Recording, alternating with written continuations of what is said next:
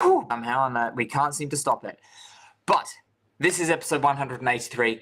I am one of your hosts, George Tarrant, alongside the man, the myth, the legend, the one who will never settle down in one location more than a year, Mr. Travis Croft. How are you? Hey, that's a half truth. 18 months. I am fine and dandy. Glad to be here on a cold winter's night. Mm-hmm. The nature of the show's numbers continuing to go up is a shock to me as it is to you. I probably should have paid attention in math. Well, no one told me that.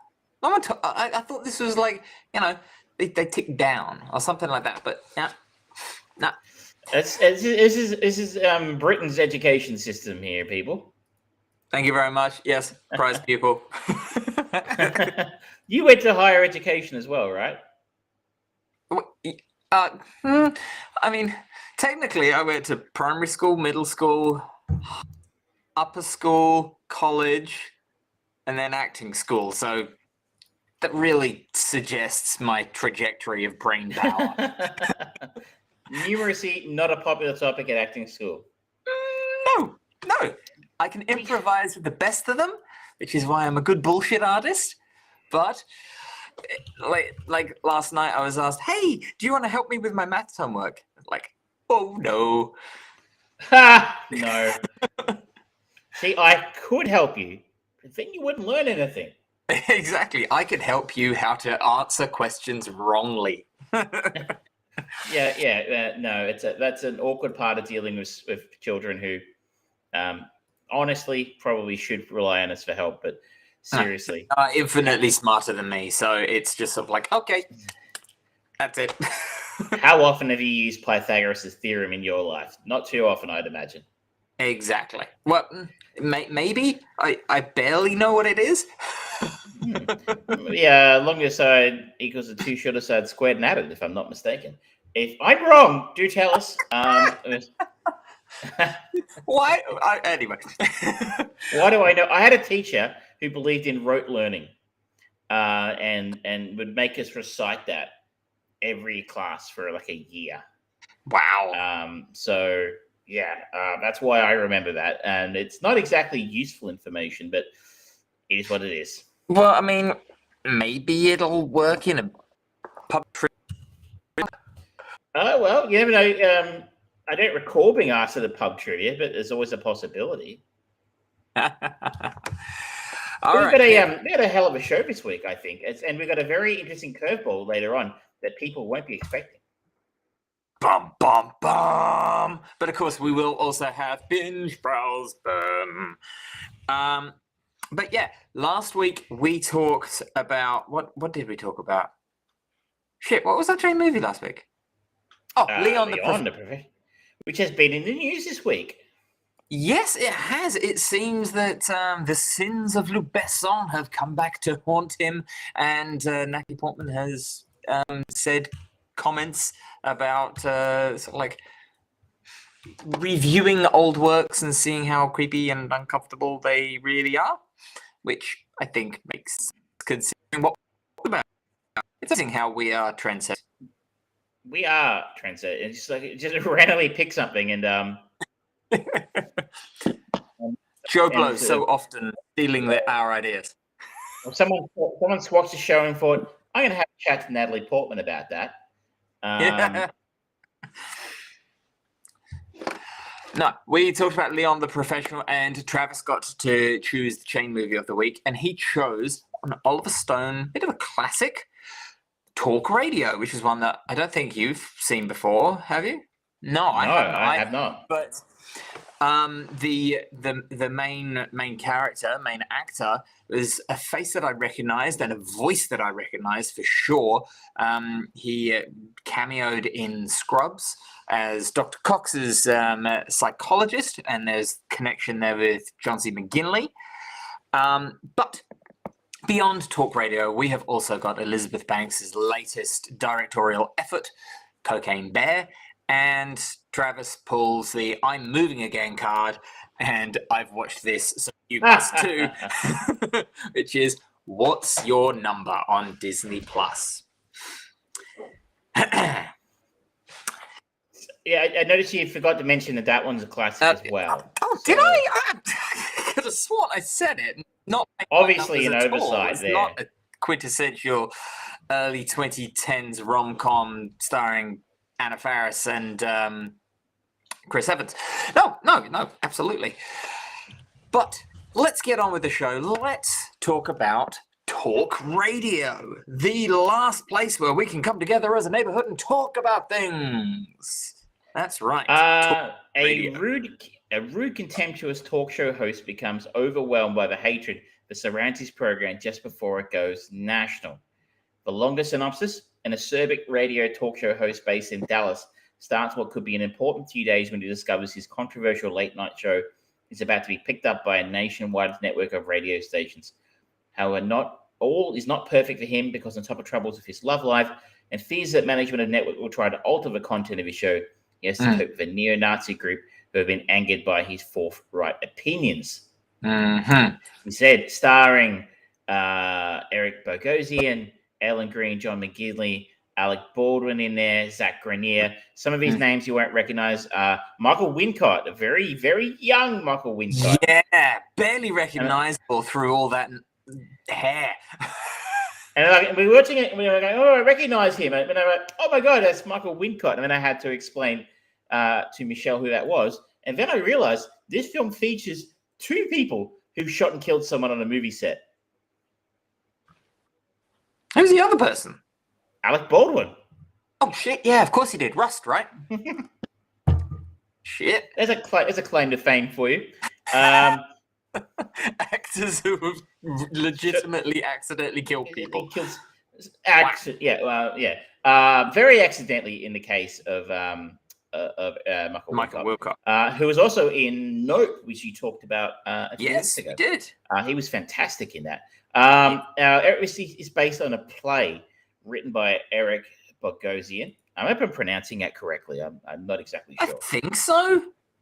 And he based his play on a book by an author named Stephen Singular about an actual. This is based on a true story about a talk radio host from California, I think. Well, no spoilers for a 40-year-old film, but he was shot and killed as well. Yeah. So once you kind of know, it's with the nature. Once you realize the title of a book that it's based on, it kind of does give away the ending of a film. The book title is called Talk to Death. Yep. And you kind of go, well, you're not leaving a whole lot to the imagination there. Don't need my superpower. You don't. This is an interesting film. Very different kind of production for Oliver Stone. We mentioned it made in 1988, so he probably wasn't the mega huge star or director that he is later. Though he had come off a pretty good run of films. Yep. We had Platoon in 1986, Wall Street in 87. Into talk radio the year after, Born on the 4th of July, The Doors, JFK, Heaven and Earth, Natural Born Killers, and then kind of the inevitable decline after that into films like Any Given Sunday and World Trade Center, and eventually landing on Money Never Sleeps. He doesn't work much anymore. Make a lot of feature films anymore, but Well, I mean, he always likes to kind of go after kind of politically charged topics, and I suppose, I'm surprised that he hasn't tried to make a movie about Trump. I'm sure he'd be tempted. Yeah.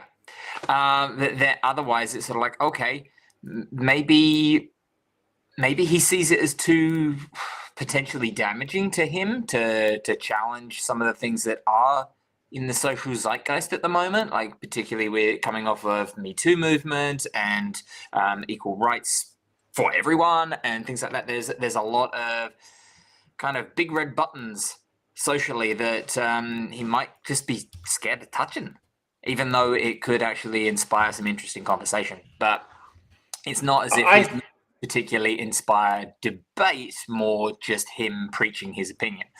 That's generally speaking how it goes. So I'm surprised it's been 4 years since Trump left office, and there Mm. hasn't been a Trump film to date.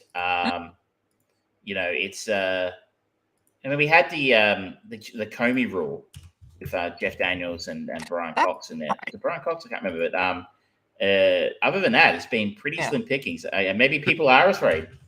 Maybe. But either way, this is an interestingly lower key film in amongst that sort of run. Everyone remembers Platoon, the famous scene, Wall Street, greed is the good. Yeah.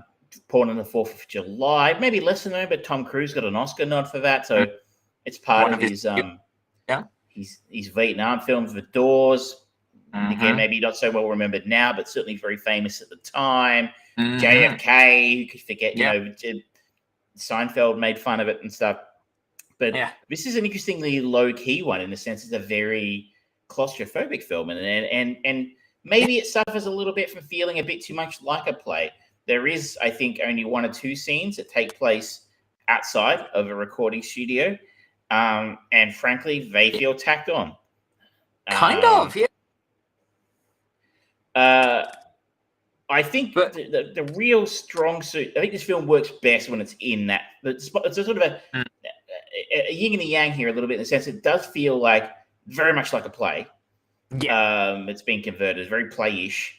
But yes, it's strongest when it's doing that. It feels that's the strongest part of a film is in that studio and the drama surrounding the actual talk radio studio. When they pick the story up and go outside, it just, as I said, it feels tacked on. It just sort of feels like, well, you need to make this a little bit more cinematic and, and maybe flatten out the story a little bit about who Barry is. Barry, the character played by Eric Bogosian here, is the caustic, shock jock kind of character. And, we see him go out to a basketball game where he meets people who are after him. What's his autograph? We see him meeting with his ex-wife. And these sort of angles don't seem to go anywhere for me. What did you make of them?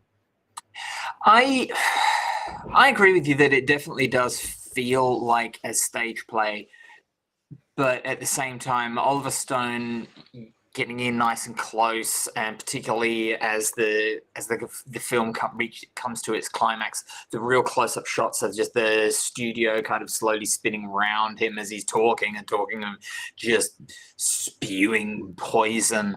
It really works well to get you just in that sensation, in that feel, and with the moments where it's like close-up side angle shot of him talking into the microphone, and then it's juxtaposed with his ex-wife just off the side, so it's got that level of kind of intimacy to things. That's something that you can't truly replicate in a theater, so I imagine those bits being kind of better than in the theater. But yeah, as soon as it goes out of the studio, it's always just like, all right, this is slow.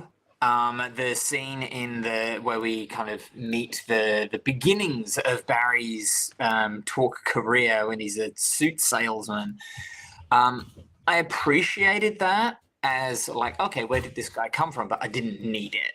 I didn't feel like I needed it at all. And sort of spoilers for a movie so old, he goes on and talks about how he's very self-obsessed and about self-serving and being his own, and he can throw everyone to the wayside. That's all that those early scenes kind of really did. So we didn't need it because we were literally told it in the movie in the moment, and it's like, okay. And it's not even a very long movie. It's an hour and 50. But if it had just trimmed those bits away, I think it would have been a lean, mean fighting machine. I think you're right. I did have to take issue with the scenes in the suit store. It just Eric Bogosian's wig. He looked like Brian May. Just kind of just sent his wig in and just gone, there you go. There was a radio show here for a while,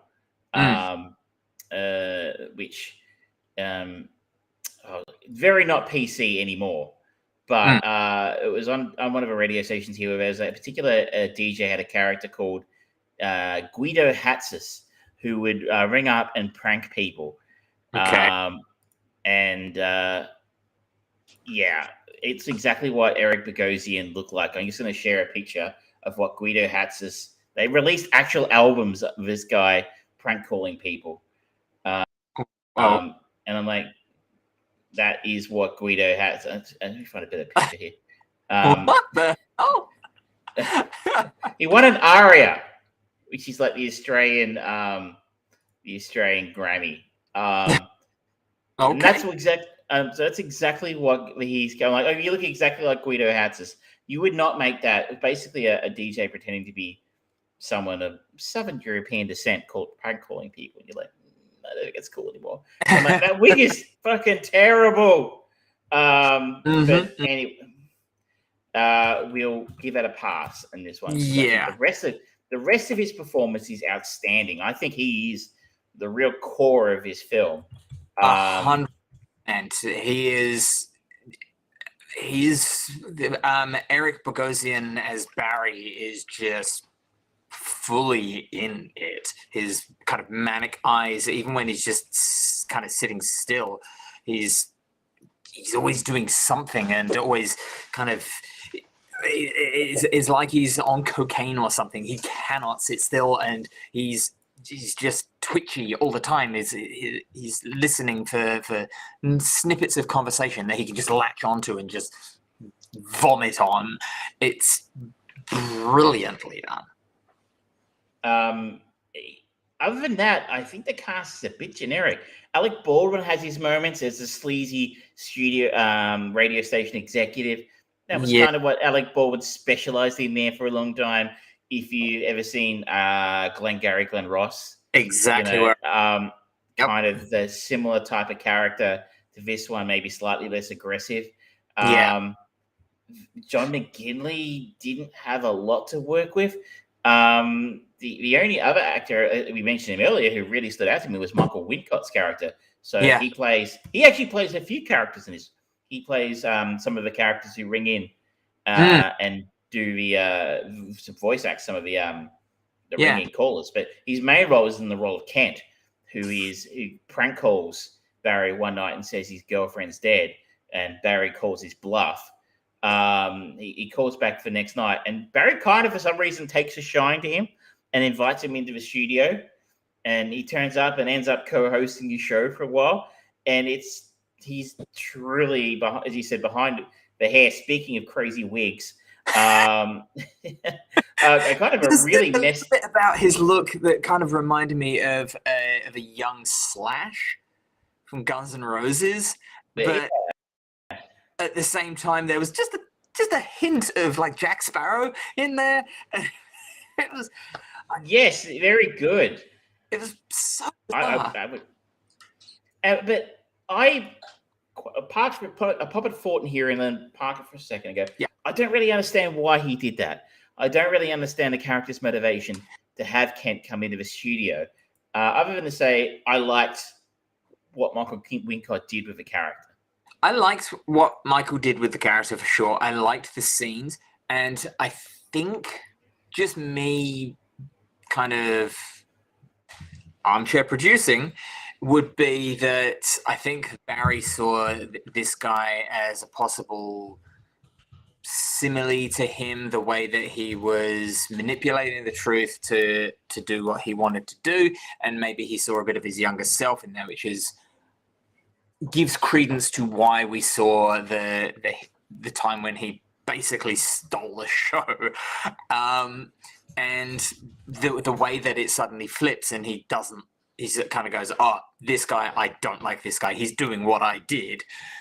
It's exactly what the crux of the story is, of them, his audience hating him but not being able to turn him off, and him not being able to quit the show, and that very toxic relationship. It just reflected that as well. I think that was the reason for it.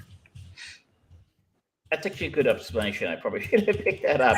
I found the first third of his film compelling, and I'm like, I'm in on this. This is really interesting stuff.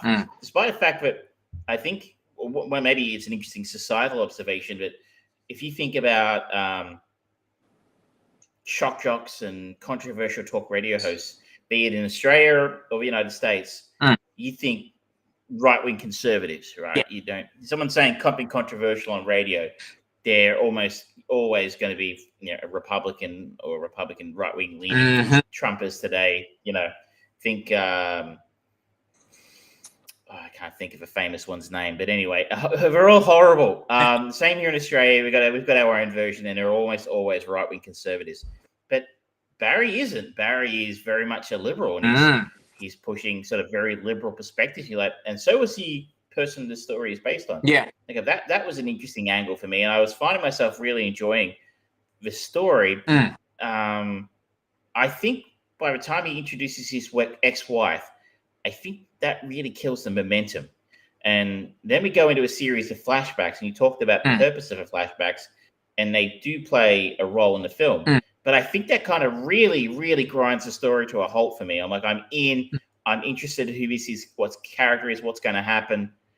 And then I get a flashback to, 20 years ago.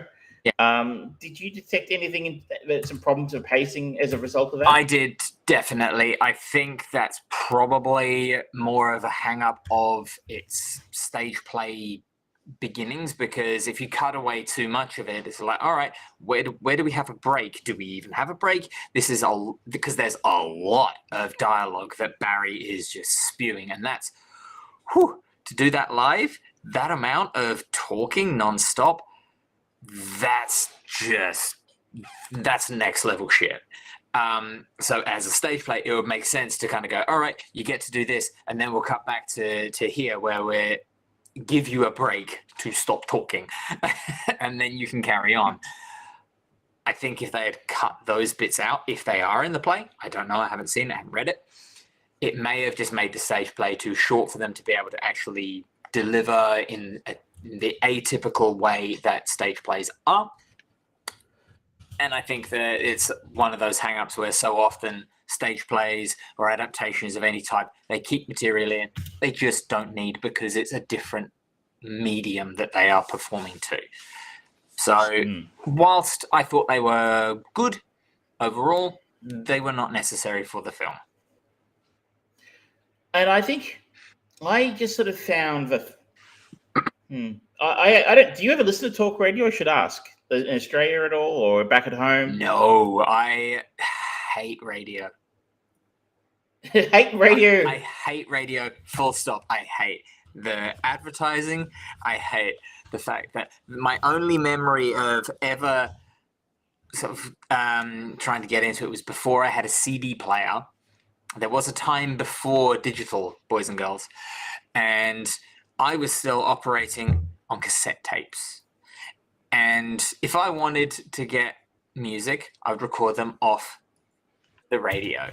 But all the time, they'd start the song and they would just talk over the first 30 seconds or 40 seconds of it. And then they'd cut in halfway through or cut to a commercial halfway through the song. Like, no, the people are joining you to actually listen to the songs. They don't care about what you have to say. They don't care about anything about your job except the music. So just get on with the music. And this is a bloody radio show that says that it's all about the music and nothing about the adverts.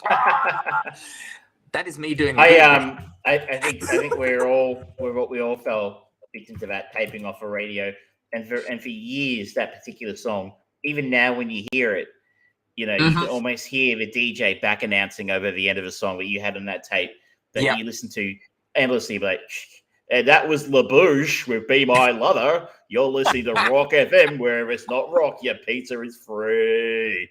And forevermore, you can't help but hear that. But I do like talk radio occasionally.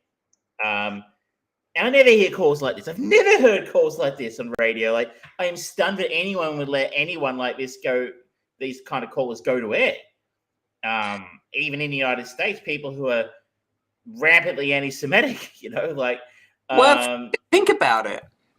If we were to transplant this movie to modern day, it would just be about people with their own podcasts, their own Twitch channels and things like that. Because you go there, you find it. You know, there are people who have been spewing this every part of the delightful rainbow of life that we live on, right to left and all the way back round again to go full on Hobbit on this. It's always there. It's now easier than ever to put your voice out there and do it. And talk radio, particularly in America, I can fully believe that there were areas where it's like, you know what? Yep, we're going to serve this particular genre, or we have got someone, a host, ballsy enough and good enough with their rhetoric that they can make it entertaining, like Barry does in this. And it's about profiteering. I can say 10 years ago now, Trent Show Patria and I drove from Las Vegas to Sacramento, California. And we ended up driving through, I think it was a place called Stockton, which, you know, if meth could take a physical form, it would look like it would look like Stockton, California. That's the only way I can describe it. It was, you know, it was a shithole.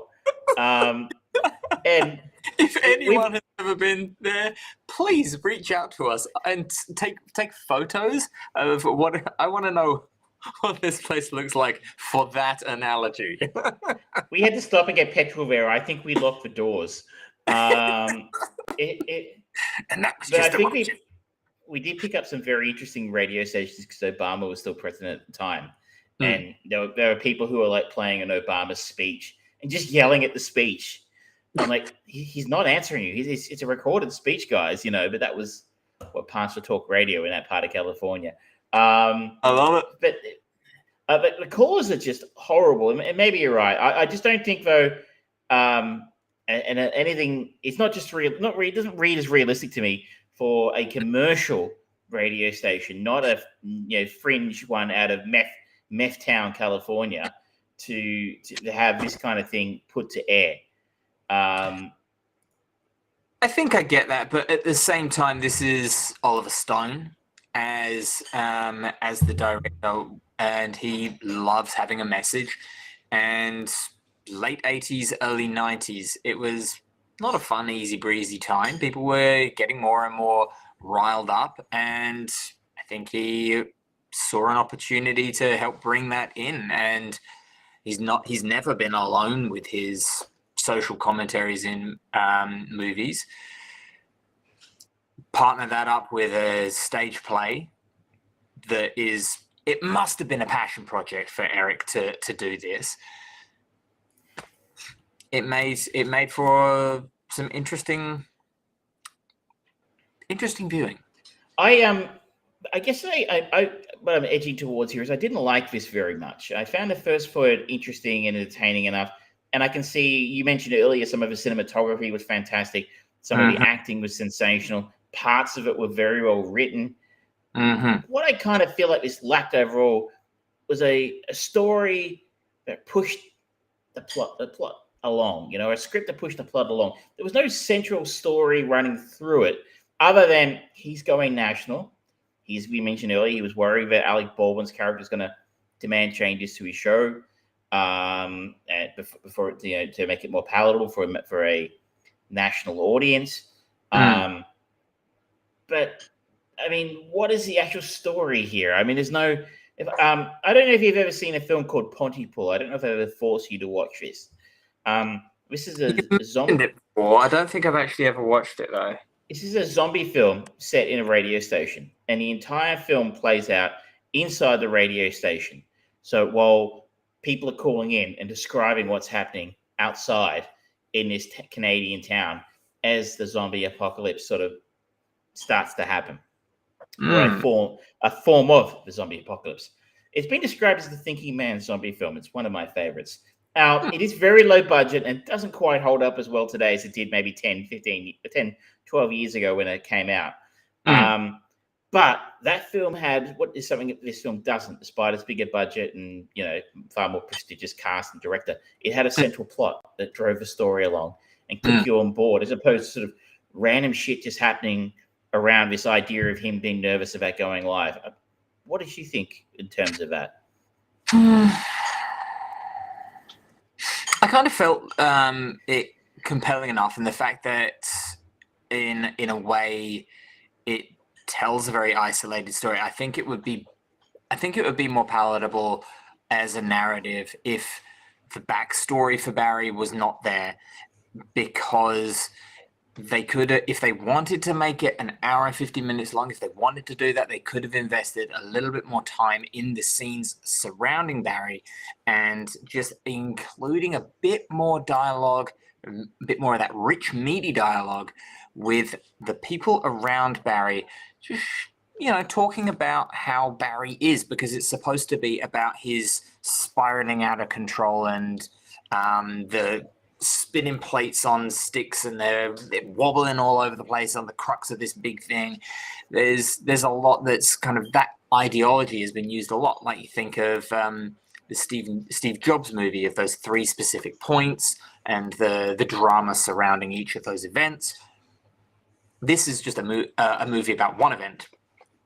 And I don't think that it has quite enough gas in the tank or focuses enough on how Barry actually is, because he doesn't really show too much evolution or chaos up until the last, I think it's 3 minutes, where he's just talking and talking and talking, and the camera's just rotating around the studio.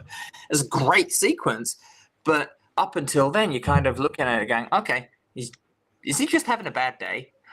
And I think that they were going for something more subtle and nuanced compared to what Michael Douglas' character in Falling Down did, of that bad day escalating and escalating, that bit more of slightly on the parody side. This was the sort of like toffee-nosed, this is how you really do a breakdown. And I think you've put it, I think it's a great way to put it. It didn't have enough gas in the tank. It needed more oomph to its story to really carry us to an hour 55. Maybe you made it 90 minutes. Maybe it could have carried it, but I just kind of felt like it wasn't quite enough there in terms of story. I just really didn't get what they were trying to say. Michelle and I had a conversation afterwards. She's like, is it about free speech? I'm like, kind of. Free speech isn't free. There's a risk to doing it. And I'm like, freedom isn't free. Because folks like you and me. But you are, I think that's as close as I can come to what this film's actually about. And if that's genuinely what Oliver Stone wanted to talk about, I think it's a bit clumsy.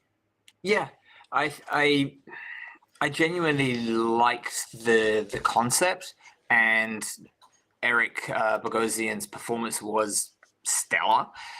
But I just think that there is not enough meat on the bones to really make it gripping, edge of your seat.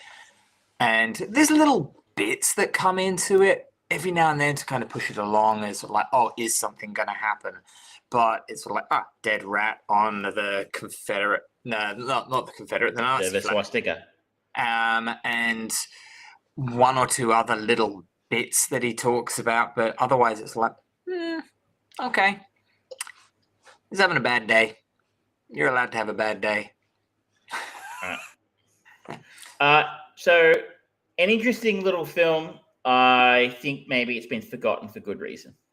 I think it's a worthwhile watch, particularly for any aspiring writers and directors and producers out there, because there's a lot of compelling elements to this, and the simplicity of having more or less, a stage play, limited amount of locations, this sort of thing, with this level of just intensity to it. It's a great avenue for people to be able to go down as new writers, directors, producers, because you could do this on a low budget. You don't have to have a big budget to make something like this. And the performance is compelling, and you can, with the right amount of cinematography and direction, you can really create something interesting. But in and of itself, talk radio, it's a relic of a past time where arguably things have been done better now. I would hope so. Again, maybe we should be ripe for a remake. Yeah. I don't quite know how it would be, but it does kind of make me wonder if one of the most famous podcasters in the world could possibly be the subject of it? Joe Rogan. Or he doesn't take calls. But maybe a Twitch streamer or something like, or a YouTuber. You know, they're getting live feedback and comments from people while the show's going. Like we potentially could, if anybody listened. You sir have the keys, and you get to pick where we go next. I do, and I am gonna be following John C. McGinley, and there are plenty of places that we could go to with the likes of John C. McGinley, but I have chosen one that skirts close to connections that we've had before, but it's been a long time since I've seen it, and I was also inspired by Cocaine Bear. It is James Mangold's Identity, starring John Cusack and Ray Liotta. I don't believe I've ever seen this. Really? Oh. I think I've ever even heard of it. No? It is a bit of a... From my memory, I quite enjoyed it. I won't go into too much detail, save for the basic synopsis. Stranded at a desolate Nevada motel during a nasty rainstorm, 10 strangers become acquainted with each other when they realize they're being killed off one by one. Okay. So if you want to watch along, this is available to rent on the usual outlets, pretty much. If you're really, really keen, you can buy it from most places as well. Mm-hmm. It's not available to stream in Australia, so you check your own local market. That sounds like an interesting one. This movie has got tons of exits for you. Not only has it got James Mangold as the director, but you've got John Cusack, Ray Liotta, Amanda Peet. You've got Alfred Molina, Clea Duvall, John C. McGinley. You can't use him. Jake Busey. Rebecca De Mornay. Yeah. Sex symbol of the 80s. And Jake Busey does open up a very tempting exit into Starship Troopers, if I'm not mistaken. Have we? No, we haven't. Is he in Starship? He wasn't Starship Troopers. Or The Frighteners, or Contact. Who knows? But it's as you said, many ways to go. Mm-hmm. Shall we move on? Let's move on. So you mentioned it a moment ago. It's actually a newish film. Yeah. 2023's Cocaine Bear. An oddball group of cops, criminals, tourists, and teens converge on a Georgia forest where a huge black bear goes on a murderous rampage after unintentionally ingesting cocaine. Now, this is loosely based on a true story. Correct, it is. Two true stories here tonight. Yeah. And there have been some liberties. Yes. Inspired in part by a true event in 1985 when a corrupt Kentucky cop and lawyer turned drug smuggler, Andrew Fortin, flew in a drug smuggling run, dumping packages of cocaine over Georgia before attempting to escape with nearly 80 pounds of it strapped to his body. However, the parachute malfunctioned, possibly from the extra weight, and Thornton fell to his death in a Knoxville, Tennessee residence driveway. 40 kilos of foreign packages landed in the national forest and were consumed by a black bear who overdosed and most likely within minutes dying from cerebral hemorrhaging and respiratory and heart failure after eating $20 million worth. With the lone exceptions of Thornton and the bear, no other casualties have ever been reported. Now, let's put it out there straight away, shall we? The first thing after watching this movie I realized was considering Elizabeth Banks was in James Gunn's Slither, it's nice that she has made her attempt at a trauma movie. Because a little bit felt like a James Gunn movie. It did feel like a low-budget Sharknado ripoff. Yeah, because special effects.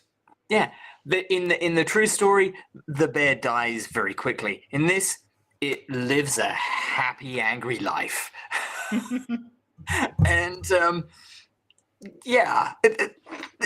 I mean, it's a comedy thriller that lends very heavily to a lot of James Gunn style early stuff of like skirting on the edges of almost momentary sketch shows. Like you've got the relationship between Sid White and Eddie, his son, played by Alden Ehrenreich, and he's sort of like, "Oh, I'm just disappointed in you," and it's like he's trying to do these father-son sequences, and it's funny, but it's in the situation they're in a cave being hunted by a cocaine bear. It's ridiculous.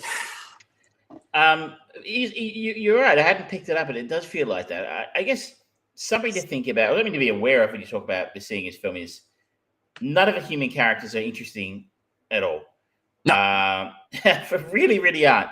And No. honestly, the stories involving the human characters and their motivations are completely pointless, and I don't care, and I never cared, and I was just looking forward to seeing them get eaten by the bear. Obviously, not completely different. Now, honestly, some of that's not going to happen to this is plot you've seen a bazillion times.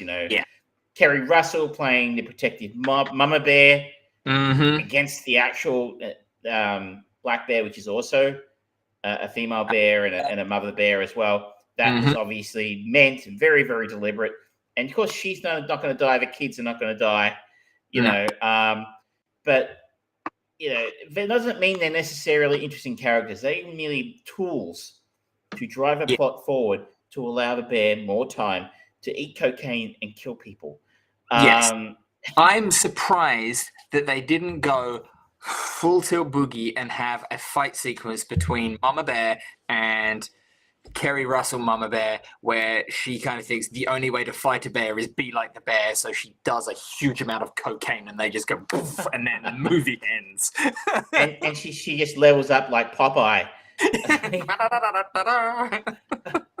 There definitely would have been it could have been potentially a great get away from her, you bitch moment. It's just like this huge comical line of cocaine. Just, get away. I don't know that would have got past the censors. It's okay if a bear does a line, but a human, no. So the film opens in the smuggling plane. It's not really explained why the drug smuggler flying the plane, but he's doing it. But he's throwing packages of cocaine out the side of the plane. Now, it's insinuated later it was because the plane was going down. We aren't told that. He's just throwing cocaine out the fucking plane. Posing after throwing them as well. So like, okay, is he just high? Is he just like, yay? This is pretty much Christmas. And when he goes to jump out of a plane, and I guess there's big spoilers here because it's like the first 5 minutes of a film, he conks his head and knocks himself unconscious, which is why his parachute never opens and why he ends up dead in someone's driveway. That's genuinely a funny moment, at least I thought so, and so did Michelle when we were watching it. I agree. That actually kicks off what I think is one of the film's great strong points. It's actually funny. The jokes land quite often. Like I said, no one gives a crap about any of the characters. It's been written by somebody. If it'd been written by somebody who's never, this has obviously been written by somebody who's never taken cocaine, because if they were on cocaine when they wrote it, it would be more interesting. The characters are shit. No one cares. They're just there to get us from point A to point B. But the jokes land a lot in this film. And they are James Gunn-esque jokes, as you sort of noted. Think pre-Guardians James Gunn. Yes. Where someone getting, think of a scene in Pulp Fiction where Marvin gets shot in the head, where it's almost played for laughs. That kind of comedy is throughout the film, that kind of gallows humor, and it really works because I think Elizabeth Banks and the people behind it realize you're making a film about a cocaine bear. It's called Cocaine Bear. You cannot take this seriously. No, you can't. And props to Elizabeth Banks. She's really done well here. She shows a real sense of how to direct comedy and action with a CGI bear. The actors work well against something that's quite obviously not actually there. And look, I didn't see it, I'll be honest, but I heard nothing but terrible things about her Charlie's Angels film. Hence why I didn't see it.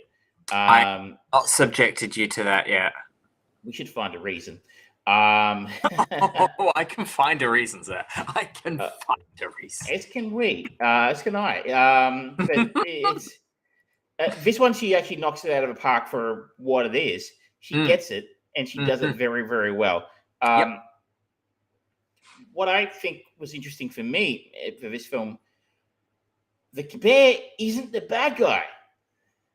No. I mean, yes, it eats and mauls and kills a number of people.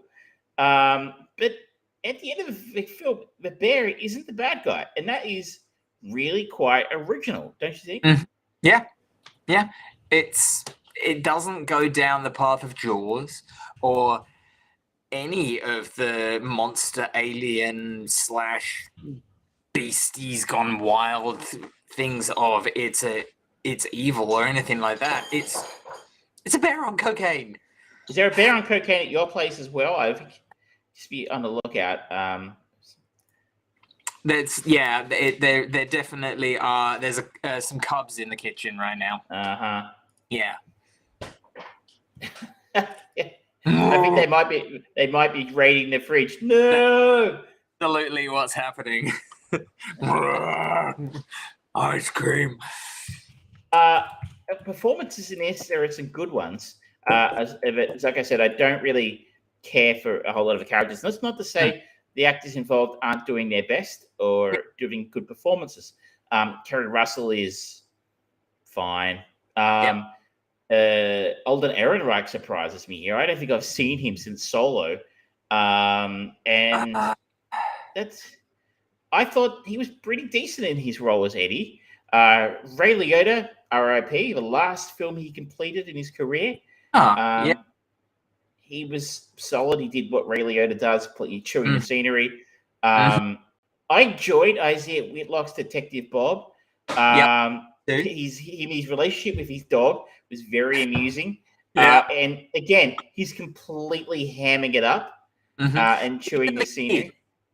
Even the kids, Brooklyn Prince and Christian Convery, they're not overtly annoying. They're minimally used, and their little scene where they discover the bricks of cocaine, it's funny. And then it's like, okay, yep, off. They're in the breeze, effectively, and they do their parts well. I was going to say Isaiah Whitlock. Was he in The Wire? Is that why he's famous? I can't remember. He seems so familiar to me, and he wasn't in The Wire. And I can't think where. But he is kind of channeling the chief of detectives from Last Action Hero. You know, the one who's going to go down your Hershey Highway or whatever. And he's kind of channeling that kind of police character. And he knows what kind of film he's in. Other mentions here to Margot Martindale, who plays Ranger Liz. Who gets a number of laughs in her pathetic attempts to shoot the bear. He's walking along with the bear claws in her ass. And Jesse Tyler Ferguson as her boyfriend Peter. Great comic timing, and he's obviously a pro. He was in was it Modern Family? I think he was in for years and years and years. So he's very funny as well. So it's kind of weird. So but they're so cheaply written and they're so disposable, these characters. You really don't care that they die, but I mean, they're not offensive at the same time. Yeah, but then you compare this to Piranha 3D, which we watched only a few weeks ago, and every single person is just better in this. They know the movie they're in. They're not used. Their characters are wafer thin, but it still holds on to the papier-mâché that they're slamming onto this movie around the cocaine bear.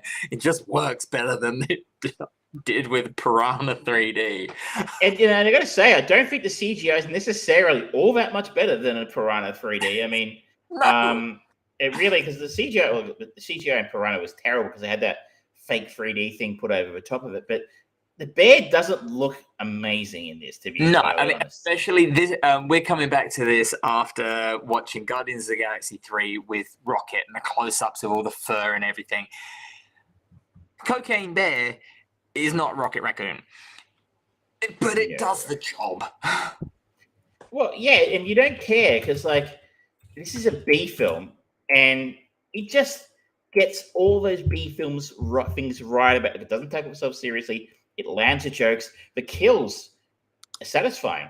If you're looking for a James Gunn schlock film like Slither or Super to a lesser extent, this film delivers. Like the limbs going everywhere and heads in buckets. Where the bear's paw comes through the glass and just wraps around a guy's face. It's like, oh, are we going to see a defacing? And it cuts away just the right time. It's like, oh, well done, well played. Or what happens to the ranger and the ambulance was just... I found myself... I don't know why it was so funny, but it really was. Brilliant. It was brilliant action comedy because there's the absurdity. And with poor Margot. That was great. She really cops it. The other connection I found interesting here is the Americans, because she was in the Americans along with Kerry Russell. It's interesting to see them pop up in the same film. That's just me because I'm a complete simp for the... And Matthew Rhys is in this as well. Matthew Rhys plays the guy in the plane. Matthew Rhys was Kerry Russell's husband in The Americans. So, little... I don't know. That seems too coincidental. You wait. Elizabeth Banks will announce an Americans movie. I'd be up for that. That was a great TV show. No one watched it though, I think. So I found this violently entertaining, like aggressively entertaining. For a $35 million film, it did way more with that budget than it really had any business doing. And let's also point out, 1 hour and 35 minutes. Gets in, gets out. Lovely. Genuinely lovely time. Entertaining from start to finish. It knows what it's trying to do. It doesn't try and preach anything social because it's about a cocaine bear. I don't know how many times we have to say it. It's in the title. It just knows. And it's goes, yep, this is absurd. It's almost like, snakes on a plane. But good. But better. Yeah. And I would not be surprised if there was a sequel. Let's just say that there's room for a sequel at the end of this film. What would the name be? Cocaine Bear, son of coke. I don't know. Too bad, too buzzed, or something like that. No. Too buzzed to hibernate. Yeah. This time you'll have to grin and bear it. I don't know. Hire that man.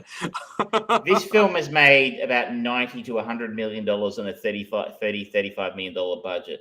That's a pretty good return. That's bad. And that's not talking streaming. We're only, the distributors will know whether that's worthwhile, but it's made on a cheap budget. And as I said, there is space for a sequel at the end of a film. Who's not to say it will be, but would not put it past them. Something, Blumhousey kind of productions that come out, like Megan a while ago, made on a super low budget, makes all the money. We'll get anyway. Megan. That's a definite recommend for me. If you get your hands on this one. Absolutely. That said, make sure the kids are in bed. Yes, this is not a child-friendly movie, but if you don't mind a bit of blood and guts, it's an entertaining, stupid movie. It is stupid. It's really stupid, but it's fun. Yep. And sometimes that's what it needs. No, you don't say speaking of fun and then link into what I was going to say. We're going to say stupid. We're going to move forward to the final film of tonight. That is 2011's What's Your Number? Mm-hmm. One of the biggest collections of Marvel actors outside of a Marvel film that's not ghosted. A woman looks back at the past 19 men she's had relationships with in her life and wonders if one of them might be her true love. As you should have noted at the start, this is with stars Anna Faris, Chris Evans, shortly before his really starts taking on the role of Captain America. So he really wasn't a big star at this point in time. Other names in here: Blythe Danner, who I think is Gwyneth Paltrow's mother. Ed Begley Jr. Joel McHale, Chris You've Pratt, got Chris Zachary Pratt Quinto. Yep. Anthony Mackie's in there. Yep. Martin Freeman, Andy Samberg. It got names popping up in here. Richard says, "Stupid, really stupid, but good fun." My entry in Who's Who. But Richard will be here all night. Trevor Veal. This is directed by Mark Mylod. We looked at one of his films recently. He was the director of 2022's The Menu. Oh. And has directed 16 episodes of Succession, and a number of Game of Thrones episodes as well. So he's gone on to better things. Dare I say, bigger and better things than this. Hi, Richard. Writers Karen Bosnack, Gabrielle Allen, and Jennifer Crittenden. I can't say I'm instantly familiar with any of the work. I apologize if I should be. There's some of them look to have worked on things like Scrubs and Veep as producers, so maybe they're good writers. So Anna Faris plays Allie Darling. She is rampantly single. Has a sister who's about to get married. Reads a magazine article at one point. It says that women who have more than 20 lovers are more likely to end up single. I think that's the plot point. And seeing as she just recently slept with number 19, then 20 being her boss, played by Joel McHale. Spoilers. I didn't finish watching this. I got 17 minutes into it. And I bet I can work out exactly what goes on. Please do proceed. So yes, we meet. I even forgot her name, Allie Darling. And she has a bad start to the morning. Zachary Quinto, who's a vegetarian, breaks up with her because she invites him to her sister's wedding, and he says, "Oh, that seems very serious."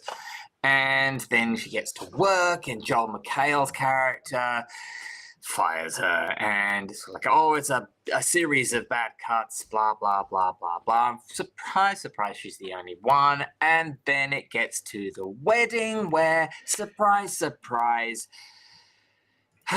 McHale's character is, and he starts kind of laying it on that, sort of like, "Oh yeah, so how much do you want it?" and things like that. So that's about as far as I got with actually watching the movie. So yes, one of my predictions was she was going to shamedly sleep with John McHale. And surprise, he's not the one. And we have a little bit of a sneak peek of Chris Evans in the opening sequence where he's naked at the door, and they develop a friendship, a bond, shall we say. I wonder who her true love is gonna be.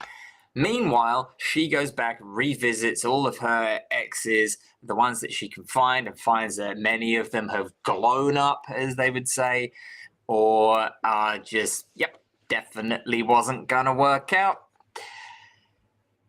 And there'll come a time, probably about 3/4 of the way through the movie, where she and Chris Evans' Colin sleep together, and then it panics her because it's like, "Oh my god, it's another one, I'm gonna be alone forever." He's gonna freak out because he has commitment issues, and they're gonna sort of like not talk to each other, and it's gonna be awkward, and the story's gonna progress, and then he will randomly turn up at the wedding that he was previously invited to, but she wasn't sure if he would actually turn up, and then they have a romantic kiss to finish the movie. Yeah, it's about right. Though I guess one of the twists is she finds out that he was number 20 after all, because one of the 20 people she had on her list, finally she manages to track him down towards the end of the film, and he admits that she was so drunk that they actually didn't have sex. And so yeah, he's not one of her 20. So Chris Evans turned out to be 20 after all. Well, there's salvation for us all. I am. Look, this was not a choice of mine. I have to sometimes look. I subject Michelle to some god awful crap sometimes, and it pays and is fair of me to then take some recommendations occasionally. And sometimes they turn out pretty good. Like quite some time ago, we talked about My Fake Fiance.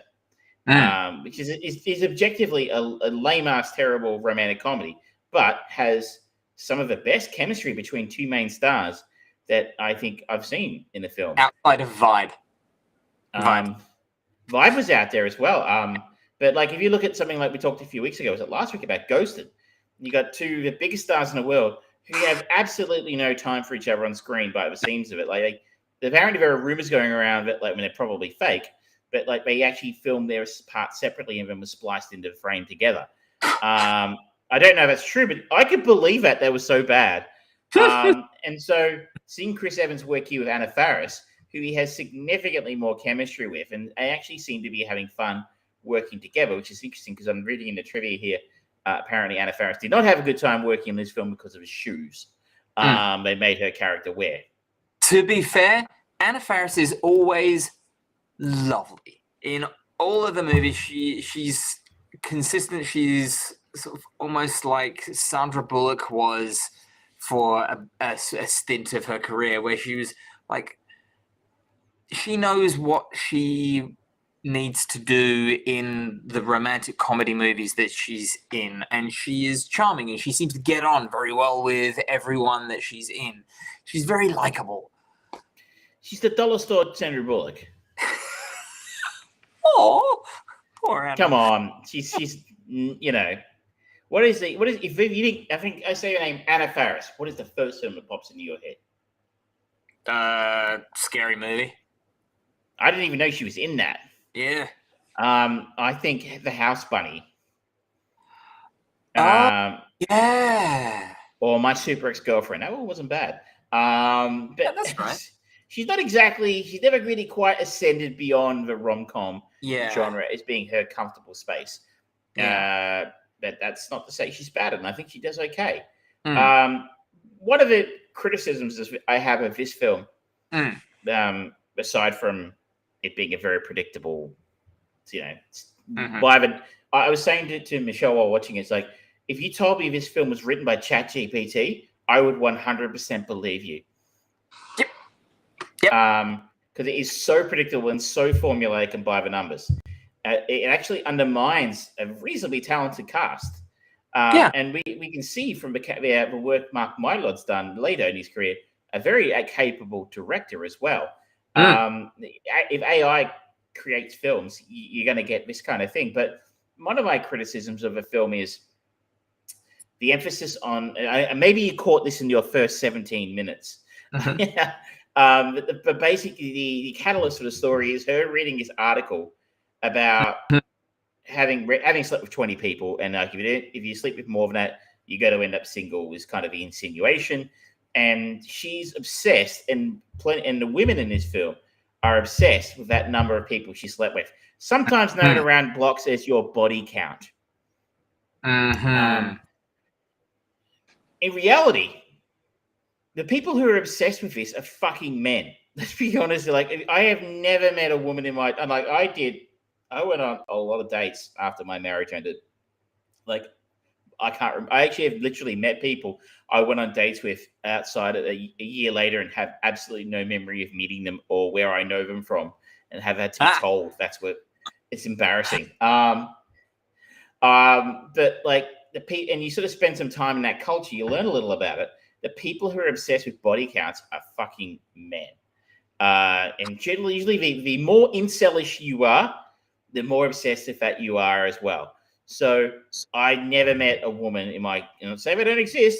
I have never met one in my travels who actually gives a flying fuck how many people they've slept with or how many people their partner or potential date partner, whatever, has slept with. But in this film, it's flipped. It's the women's magazine she reads. It says, "Oh, if you sleep with a lot of people, you're going to end up single and lonely and die with cats." All her friends get a little moralistic about it. I'm like, "Oh my god, you've slept with 20 people! Oh my god!" It's the women in this film, the character who are the ones obsessed with it. And I think that's a flaw in the film because all the men in the film don't give a fuck, particularly even a sleazebag like Chris Evans, who's plays up the ultimate sleazebag. He doesn't care one thing about how many people Ali has slept with. She's the one who's obsessed, and she's the one who makes a problem of it. And that just does not match reality at all. I know it's film can be fantastic, but I'm like, that just doesn't ring true to me. It doesn't make any sense to me that none of the men in the film care about this. It's just her. So look, let's just put it this way. This movie existed with this particular balance so that Wonder Woman 84 could survive. I'm going to leave that alone. And plus, also, shame on you for making me think of that awful, awful film.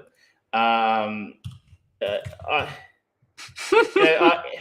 say this. Now, I'm going to give George a pass on this one because I was a little bit rude of me to say I have, as you can see behind me, significant boxes and stuff to moving house to actually pop this one on him to watch.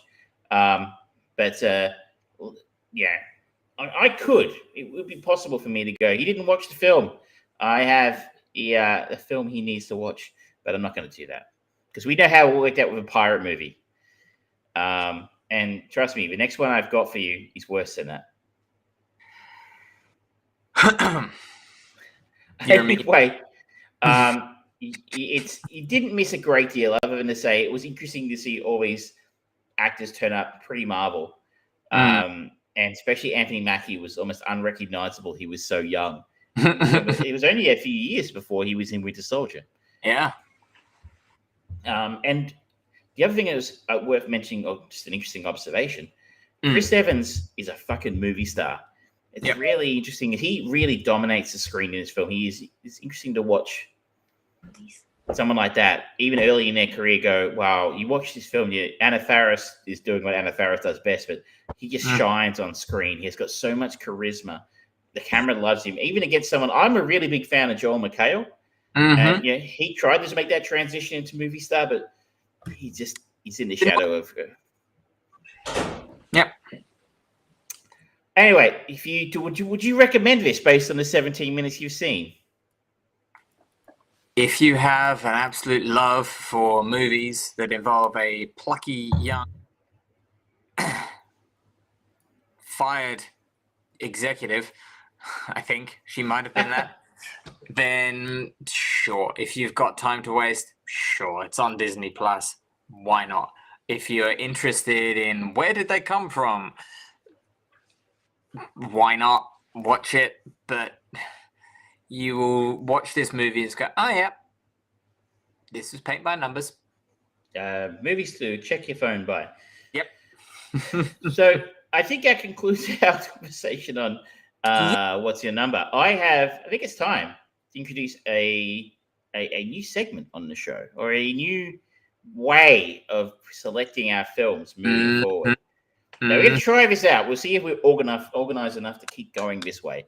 And this is the Armchair Producers Time Machine. Woo! So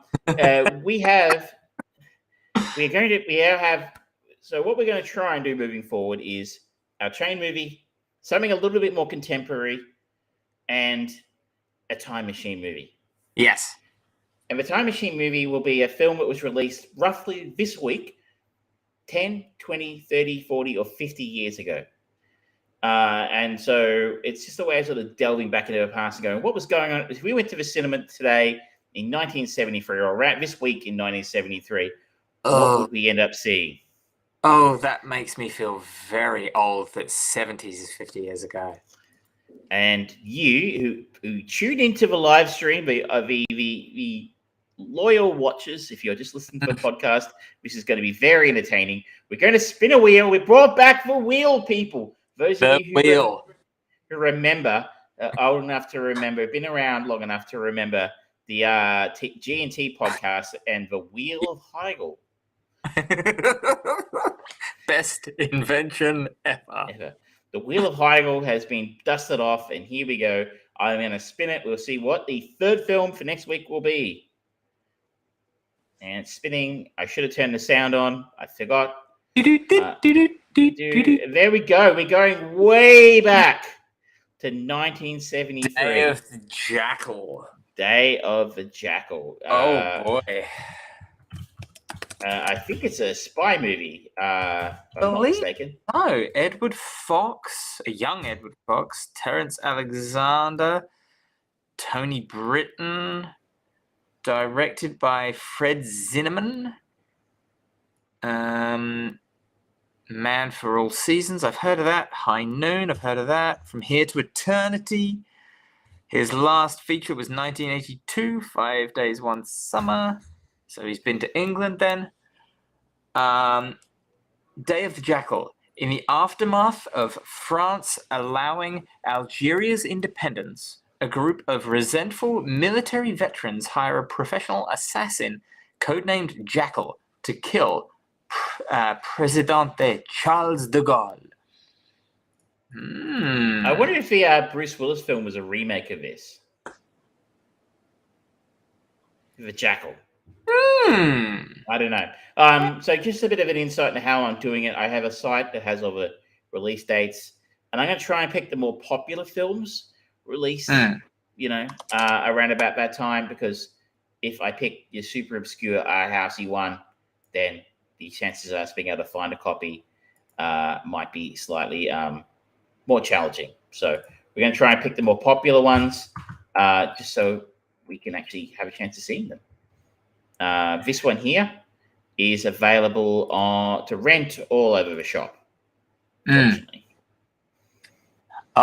So the film began production. This is Bruce Willis's The Jackal. The film began production titled Day of the Jackal by the author of the original novel, Frederick Forsyth, and the director and producer of the original film, Fred Zinnemann and John Wolfe, opposed the production.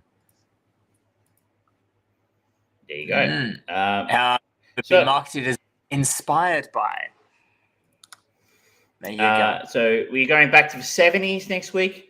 So I thought this might be fun to try this out for a little while. Yeah. See how this goes. If you hate it, again, a little bit more structure. I think it's time for everyone's favorite segment, Binge Browse Burn.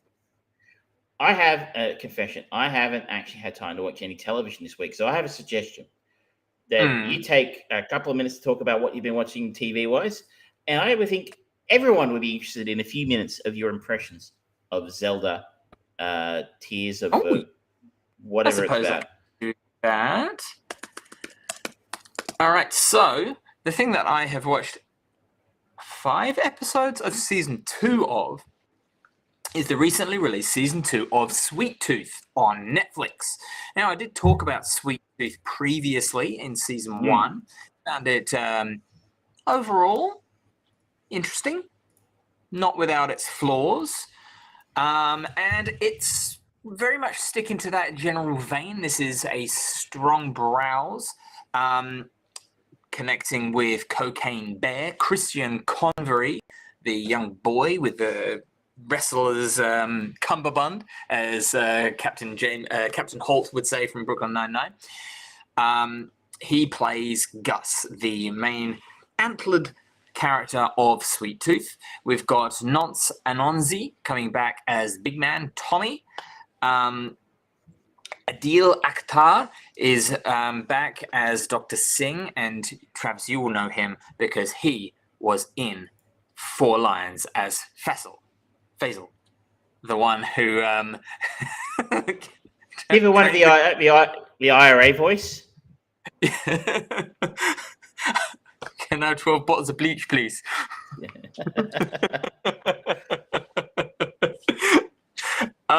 Who else has it got? It's got Dana Ramirez, who most people will probably know from the history repeating itself period when the best new show suddenly became bad because of a writer's strike. Heroes. She played one of the characters in that, one of the new ones, Maya, and she is back. It's an interesting one. This one goes into a little bit more about the origin of Gus and where he came from, why he seems to be a little bit different to the other half-breeds that are out there, as well as a little bit more of the post-apocalyptic world that is in there and the machinations of people who rise to power that should not be in power. It's fine. It's borderline good, I would say. This is produced or executive produced by Robert Downey Jr. Apparently, he's a fan of the comic book series that it's based on. I will go back and finish the rest of season 2. Even though there are a lot of young child actors in this, they're generally doing quite well. So they're not overtly annoying or frustrating. The prosthetics and the CGI is good enough. Some of the hybrids look a bit trashy, like someone who at home drunk one day goes, "Yeah, I can do cosplay." It's not that great. Yeah, it's fine. It kind of serves a bit of a purpose. Netflix haven't got much on their plate right now. They've got the final season of The Witcher coming out later at some nebulous time with Henry Cavill before one of the Hemsworth brothers takes over. Beyond that, Stranger Things is on hiatus. Nothing new is being written because of the writer's strike. Keep at it, fellas and ladies and everyone who identifies as something else. You deserve more money. Well done.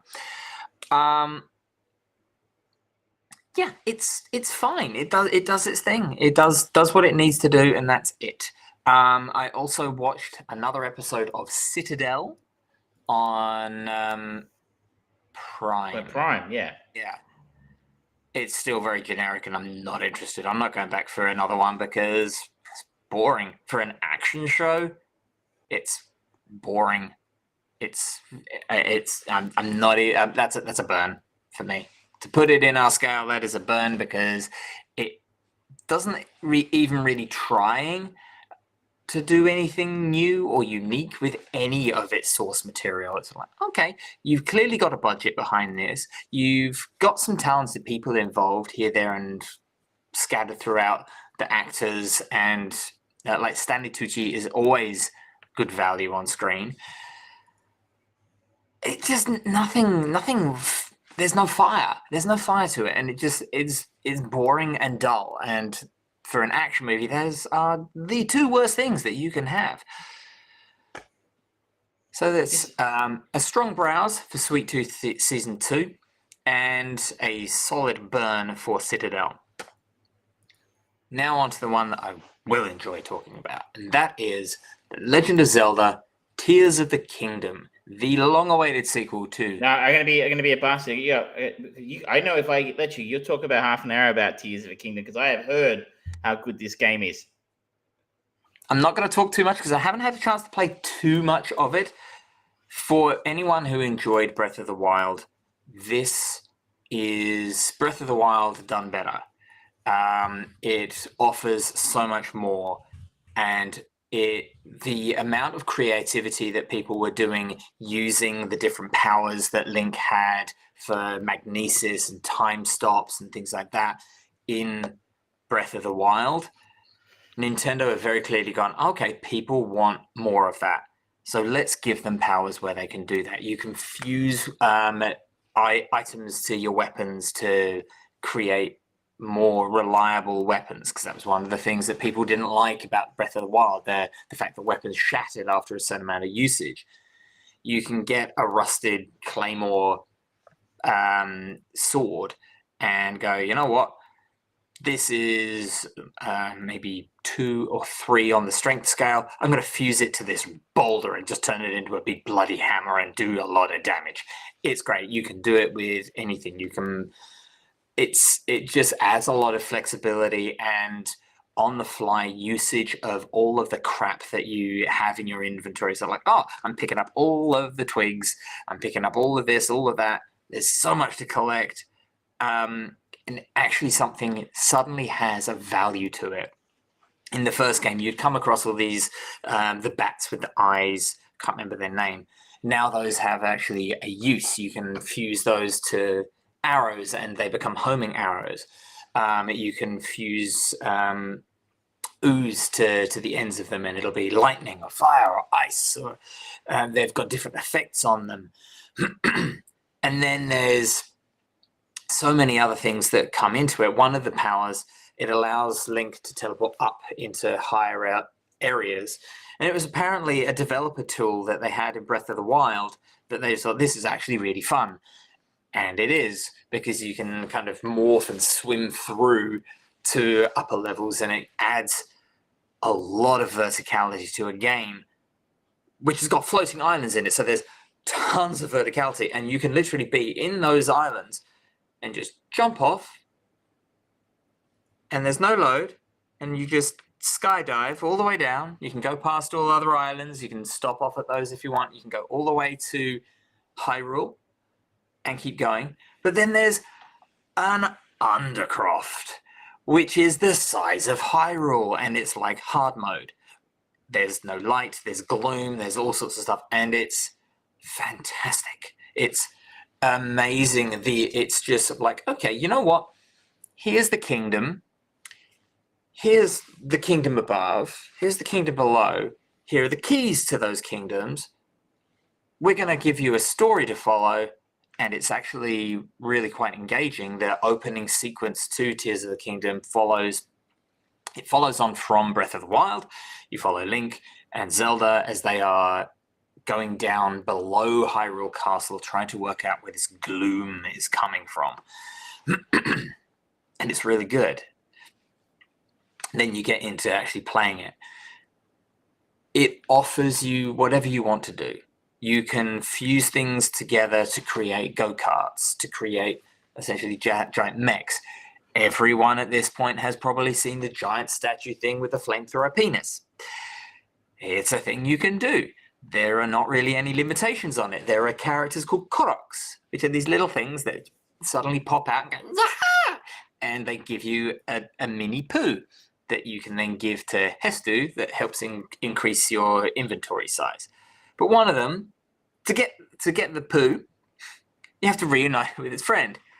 And you can fuse a rocket to this thing and fire it across the map. If you want to do that, you can. If you want to, I've seen some video of people fusing them to crucifixes. Yes, there are a lot of things that people are just doing that are obscene and terrible, and I feel really bad for the Koroks because they're just going, ah! And they cannot die, and they do not live. The game is beautiful. It is in the same art style as Breath of the Wild. The difference is that it has been created for the Switch, on the Switch, and is not cross-generational like Breath of the Wild was, where it was quite obviously hamstrung by having to serve that older generation. This one is just a stronger performer. It looks good. Nintendo know how to choose an art style that looks good, that serves the purpose they want to serve, and is going to age gracefully. Think Wind Waker, that cell shading, when it first was announced, everyone went nuts and said it was awful, and they've killed Zelda. Now we look back on it at the GameCube version, and it still looks great. They did an update for it on the Wii U, and it's like, okay, yep, the lines are crisper, but it still looks as good as it did then, and it looks great. Breath of the Wild has got that level of artistic style choice and longevity to it. I'm enjoying it. It's great. It's a great game for a portable device where you can play a little bit and put it down and then come back to it. There are actual dungeons in this one. which the only real dungeons in Breath of the Wild were the giant beasts that you went through, and they weren't amazing. They were interesting, but there's more diversity this time around. It seems like Nintendo took a lot of the criticisms from Breath of the Wild, which didn't get many, but it was a very highly rated game. They went, okay, what do people like? What have people been doing with the game since it released? They love the creativity. They love that open world nature. Let's give them more of that. Let's give them more of a story to hang around that as well. Fantastic. It's just been getting rave reviews from everyone who I know, Nintendo fans or Zelda fans. Yeah. Almost enough for me to make me want to play it if I had time, which I absolutely don't right now. Plus, give it 6 months, get it for cheaper. No, you won't. It's a Nintendo first-party game. They basically don't go on sale. It's like Donkey Kong Country Tropical Freeze.